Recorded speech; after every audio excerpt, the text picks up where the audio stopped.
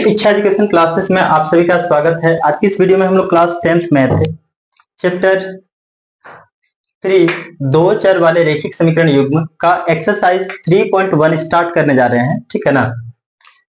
जो first question है, निम्न संख्याओं में रैखिक समीकरणों के युग्म बनाइए और उनके ग्राफी विधि से हल ज्ञात कीजिए।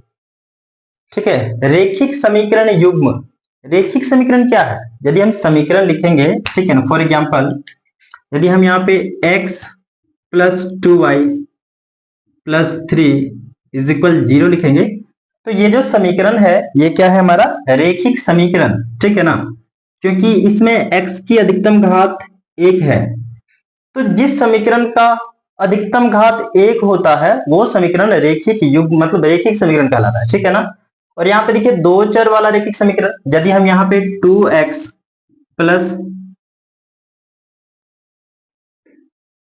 2x plus x is equal 0 लेंगे, क्या यह एक रैखिक समीकरण है जो दो चर वाला है?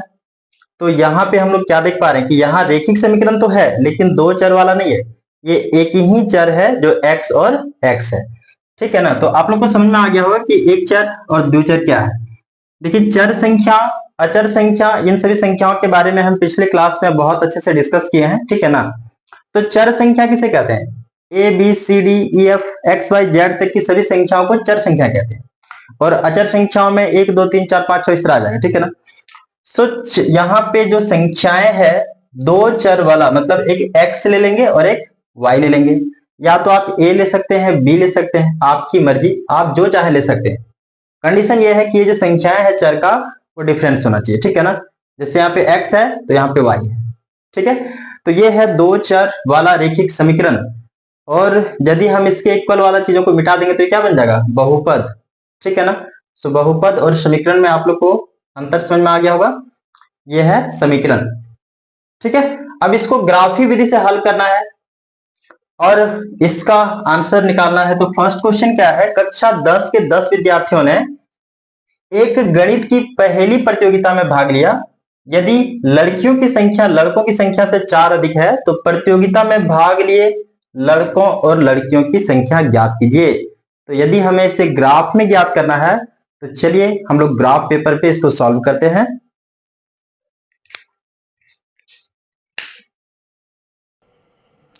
हम लोग अब इस क्वेश्चन को ग्राफ पेपर पे सॉल्व करेंगे। ठीक है ना। क्वेश्चन के अकॉर्डिंग पहले हमें इसका दो समीकरण बनाना है। ठीक है,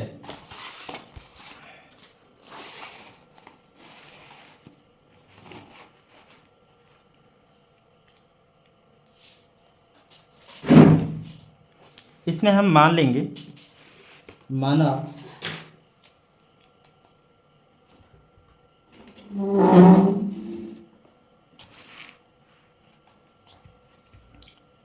माना लड़कियों की संख्या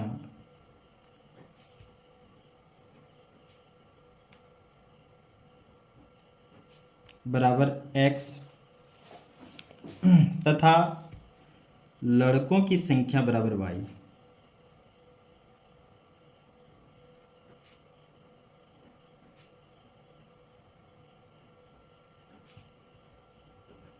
अब देखिए लड़का और लड़की दोनों जो मिला करके कुल हमारे पास है वो 10 है।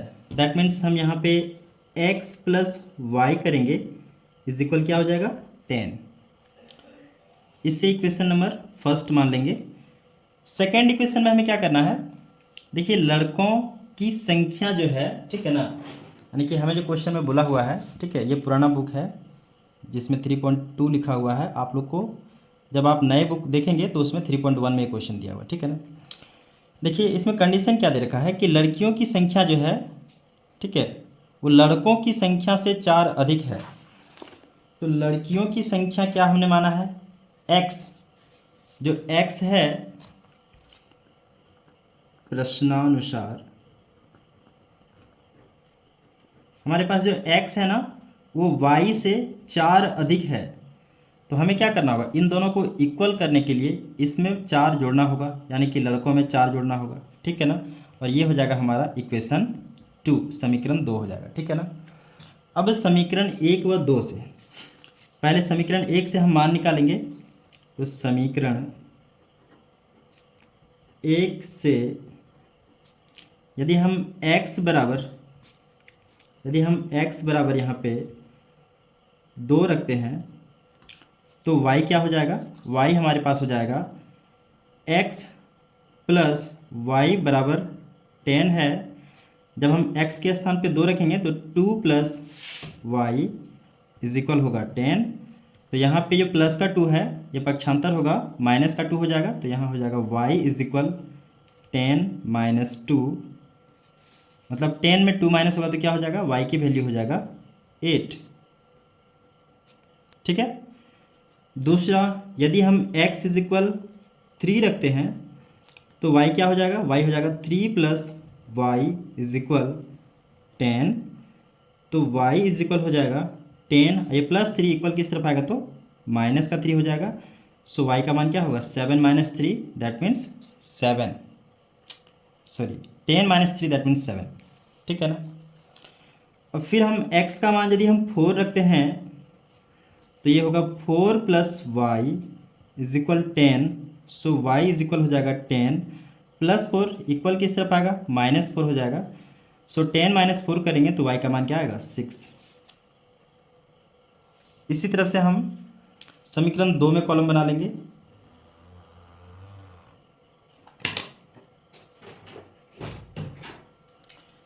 सो समीकरण 2 से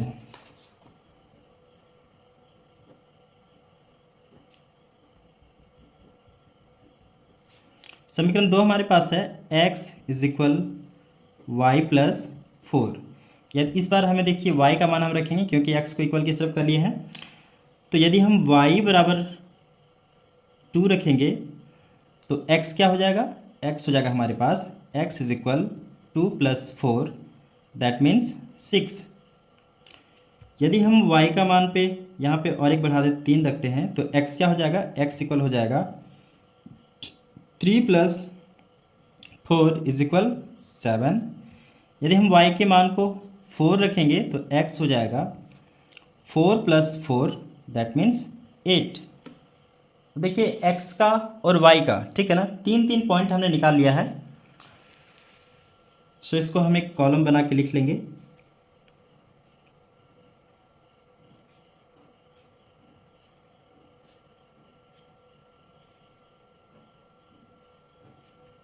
पहले x फिर y। जब x का मान हमने यहाँ पे 2 रखा तो y क्या निकल करके आया, 8 यानी कि 8। x का मान 3 रखने पर y हो गया 7 और x का मान 4 रखने पर y हो गया 6। अब इस तरफ हम और एक कॉलम बना लेते हैं समीकरण 2 के लिए।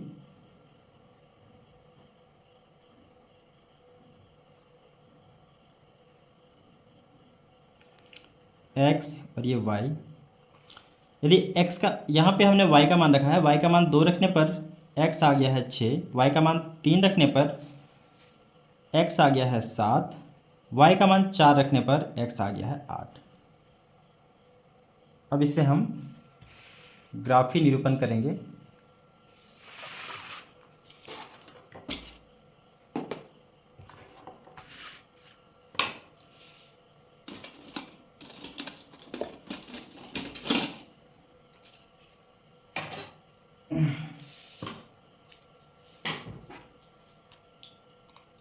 तो यहाँ पे x और y हमें ले लेना है, ठीक है ना।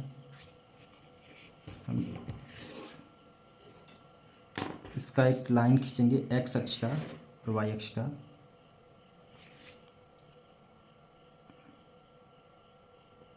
आप लोग इसको पेंसिल से खींचेंगे, ठीक है ना। मैं यहाँ पे पेन से इसलिए खींच रहा हूँ ताकि आप लोग को अच्छे से दिख सके।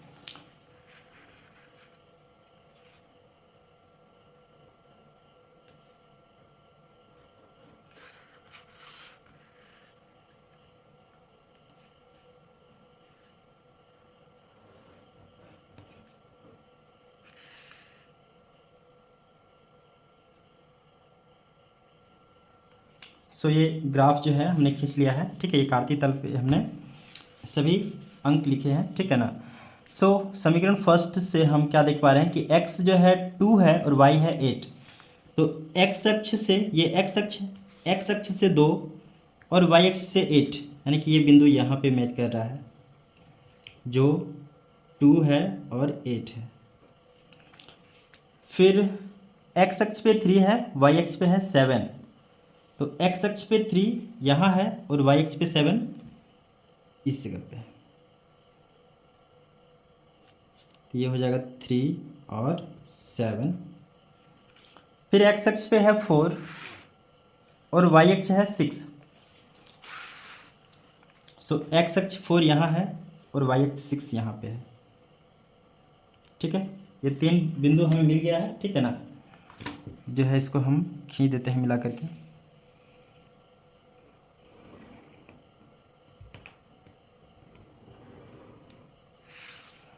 अब दूसरा समीकरण में हमें क्या है, x इज इक्वल क्या है 6 और y है 2।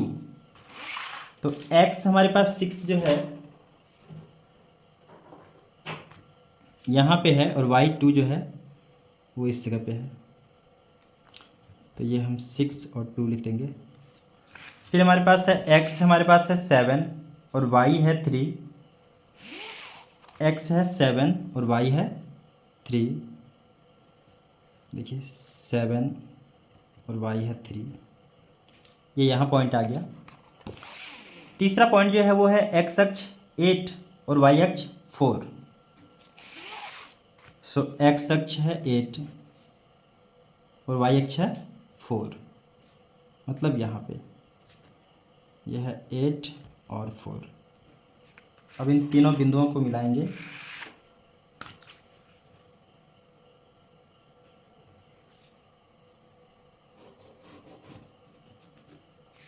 देखिए हमारा जो क्रॉस बिंदु है जहाँ पे ये रेखाएं प्रतिच्छेद करता है वो x अक्ष पे कितना है, x अक्ष पे है 7 और y अक्ष पे है 3। ठीक है ना। x हम लड़कियों की संख्या को माने हैं। ठीक है, x जो है वो लड़कियों की संख्या को माने हैं और y हम लड़कों की संख्या को माने हैं। तो हम यहाँ पे लिखेंगे कि अतः लड़कियों की संख्या बराबर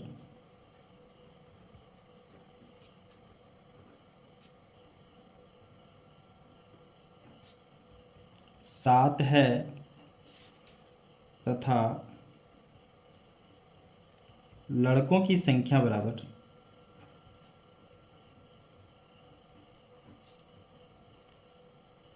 3 है। ठीक है, इस प्रकार ये फर्स्ट क्वेश्चन सॉल्व होता है। ठीक है, ये पहले समीकरण का है जिसको हम यहाँ पे लिख देते हैं x plus y is equal 10, और ये लाइन दूसरे समीकरण का है जो है x is equal y plus 4। ठीक है, अब क्वेश्चन नंबर 2 है 5 पेंसिल तथा 7 कलमों का कुल मूल्य 50 रुपया है, जबकि 7 पेंसिल तथा 5 कलमों का कुल मूल्य 46 रुपया है। तो एक पेंसिल का मूल्य तथा एक कलम का मूल्य ज्ञात कीजिए। क्वेश्चन नंबर फर्स्ट का 2 नंबर, इसे हम मान लेंगे, माना एक पेंसिल का मूल्य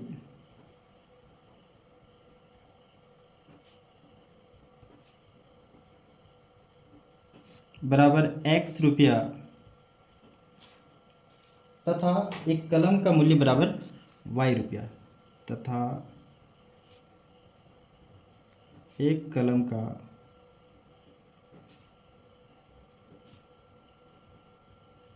मूल्य बराबर y रुपया। ठीक है, अब प्रथम शर्तानुसार, शर्त 1 के अनुसार हम देख पा रहे हैं, शर्त 1 के अनुसार क्या बोला गया है कि 5 पेंसिल तथा 7 कलम का मूल्य जो है वो 50 रुपया है। 5x plus 7y is equal क्या हो जाएगा 50, और इसे इक्वेशन नंबर फर्स्ट मान लेंगे। सेकंड शर्त 2 में क्या बोला गया है, शर्त 2 के अनुसार 7 पेंसिल तथा 5 कलमों का मूल्य 46 रुपया है। तो शर्त 2 हो जाएगा 7x प्लस 5y बराबर 46, और इससे इक्वेशन नंबर 2 ले लेंगे। ठीक है, अब समीकरण 1 से हम मान निकालेंगे और 2 से। सो समीकरण 1 से यदि हम x और y का मान निकालेंगे तो सबसे पहले क्या करते हैं कि समीकरण को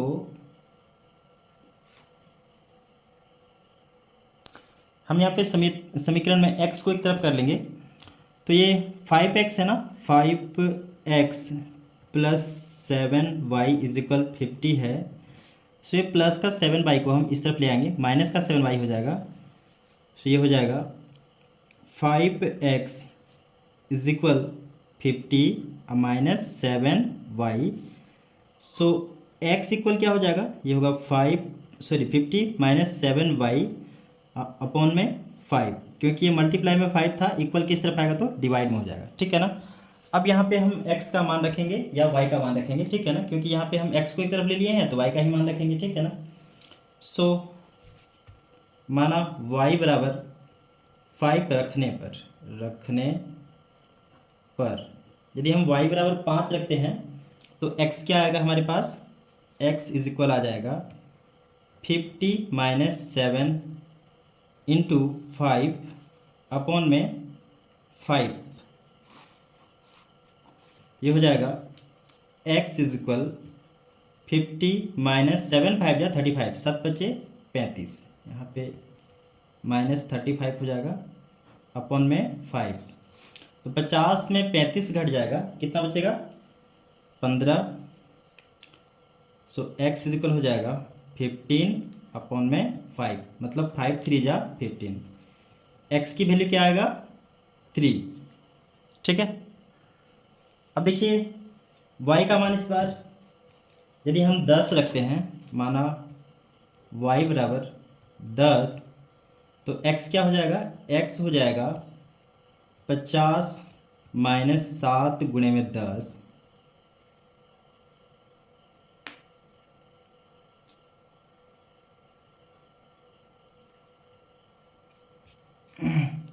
इसको ऐसा करते हैं 0 रख लेते हैं, अच्छा रहेगा 0।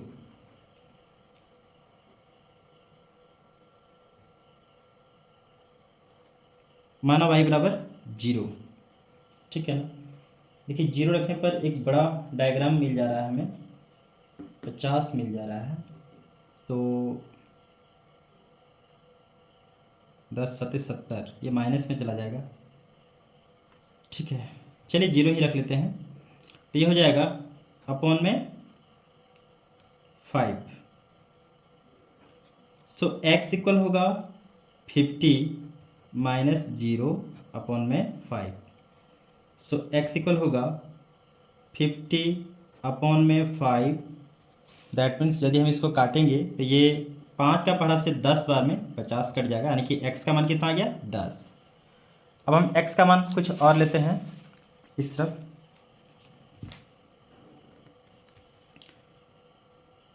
सॉरी, y का मान लेना है। तो x इक्वल क्या हो जाएगा, x इक्वल यदि हम y का मान रखते हैं, y का मान यदि हम रखते हैं, इस बार हम 10 रख लेते हैं। ठीक है ना।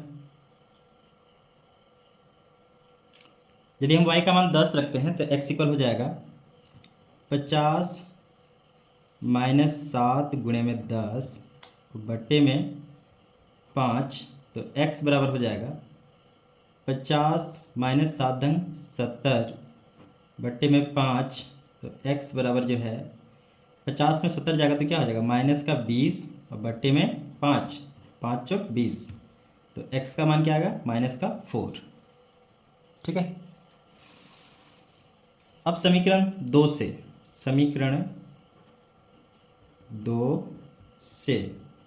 तो समीकरण 2 हमारे पास क्या है, 7x plus 5y is equal 46।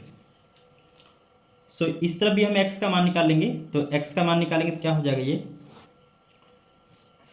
7x plus 5y is equal 46। ये 5y इक्वल किस तरफ चला जाएगा तो क्या हो जाएगा माइनस का 5y, ठीक है ना। तो 7x is equal 46 minus 5y और x इक्वल निकालेंगे तो 46 माइनस 5y अपॉन में 7, ठीक है। अब y बराबर मान रखने पर y बराबर रखेंगे,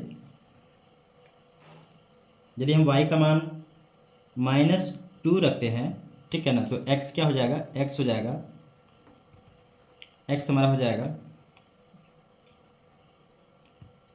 46 माइनस 5 और इंटू में -2 अपॉन में 7। सो x इक्वल होगा 46 और 5 टू जा 10, ठीक है ना, माइनस का 10,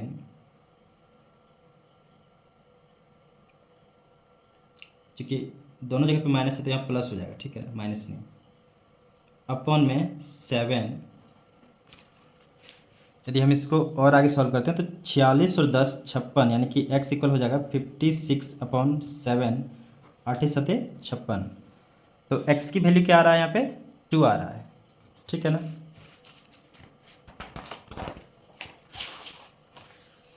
जगह थोड़ा कम है इस पेज में। अब इस जगह पे हम जो है y का मान एक बार हम 5 रखते हैं तो क्या होगा, ये हो जाएगा x is equal 46 minus 5y upon में चल रहा है 7। यदि हम y बराबर रखते हैं 5 तो ये हो जाएगा x इज इक्वल 46 माइनस 5 और इंटू में 5, तो 5 5 जा 25 है, ठीक है ना। x इक्वल हो जाएगा 46 माइनस 25 अपॉन में 7। देखिए 46 में 25 घटेगा, 6 में 5 घटेगा तो 1 और 4 में 2 घटेगा तो 2 अपॉन में 7 चल रहा है इधर। 21 को 7 से भाग करेंगे, 7 या 21, x की वैल्यू क्या आ गया 3, ठीक है ना। और यदि हम यहाँ पे y के जगह पे यदि हम 12 रखते हैं, यदि हम 12 रखते हैं तो क्या होता है, ये हो जाएगा x is equal 46 minus 5 into 12 upon में 7।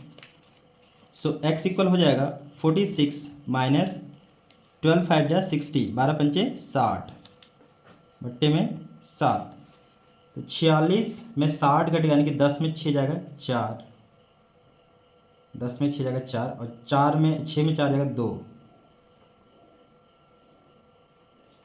यहाँ पे 12 पंचे 60, 12 पंचे 60, यदि 46 में 60 घटेगा तो 10 में 6 जाएगा 4 और यहाँ पे 6 में 4 जाएगा तो 2, 24 के बट्टे में 7, 7 क्या 21। देखिए यहाँ पे 24 नहीं बल्कि क्या आएगा 14, ठीक है ना, यह आएगा 14। सो x बराबर क्या होगा 7 दूनी 14, ठीक है ना, कट जाएगा तो माइनस का 14 है, ठीक है ना, माइनस का 14 आएगा तो ये हो जाएगा x का मान -2, ठीक।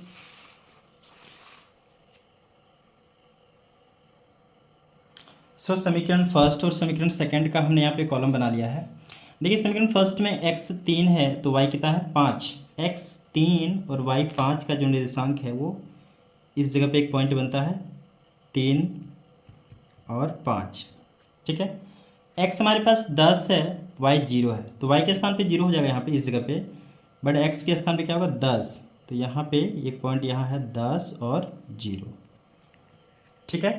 तीसरा हमारे पास x माइनस का 4 है और y है 10, तो x माइनस का 4 यहाँ पे और y का 10 जो है वो इस पॉइंट पे यहाँ पे मैच कर रहा है, ठीक है ना, -4 और 10। देखिए इक्वेशन नंबर 2 का जो कॉलम है x है 8, y -2 है, x 8 है, x हमारे पास है 8, y -2 है, मतलब यहाँ पे 8 और -2, और x है 3, y है 5। x यहाँ पे 3 है, y है 5, मतलब सेम जो है ये पॉइंट सेम मिल रहा है 2 बार, यानी कि इसको 2 बार हम लिख दे रहे हैं। फिर x हमारे पास है -2, y है 12, तो y को हमें और ऊपर लेके जाना होगा, या हमने 10 तक ही लिया है।